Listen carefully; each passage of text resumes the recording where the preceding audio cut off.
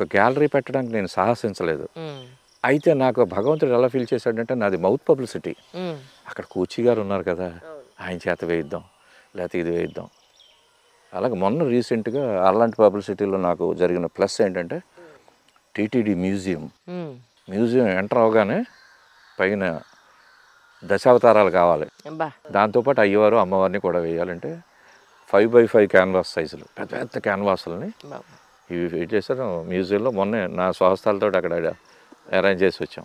ఇలాంటివి mouth publicity నుంచి. అయితే ఇక్కడ ఒకటి చిన్న పెద్ద వర్క్ లేదు అంజలి. అవునండి. చిన్న విజిటింగ్ కార్డుకి నేను ఎంత కష్టపడతాను. అలాగే ఒక 21 feet పెయింటింగ్ రాజేంద్ర ప్రసాద్ గారికి చేసింది.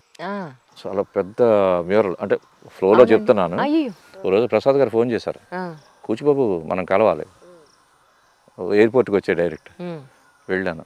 ఎక్కడికి వస్తున్నావు కదా చూడన్న, తిరుపతిలో దిగాం. అన్నీ అయిపోయి సరే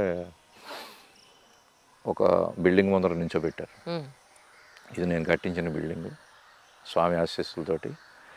దీనికి ఆ పేరు చూసా ఎలా ఉందో, ఆయన చాలా ఎక్సైటెడ్, ఆనందం చూసి రాజేంద్ర ప్రాసాదం అని ఉంది. ఎవరు పెట్టారో తెలుసా? నారాయణ రెడ్డి గారు పెట్టారు ఈ పేరు. ఇక్కడ దాకా ఓకే, నీ పని చాలా ఉంది. అటు ఇటు చూడంటే ఇటో 30 feet అటో 30 feet బిల్డింగ్ ఫ్రేమ్. ఈ ఏరియా నీది, ఈ ఏరియా నీది, నువ్వేం వేస్తే అదే. నాకు ఆర్ట్ డైరెక్టర్స్ ఉన్నారు, పెయింటర్లు ఉన్నారు, వాళ్ళు ఉన్నారు, వీళ్ళు ఉన్నారు, నాకు అనవసరం. నువ్వు వేస్తే బాగుంటుందని నాకు నిర్ణయానికి వచ్చాను. ఆ క్యాన్వాస్లు నీకు అప్పచెబుతున్నాను, నువ్వు చేయాలి.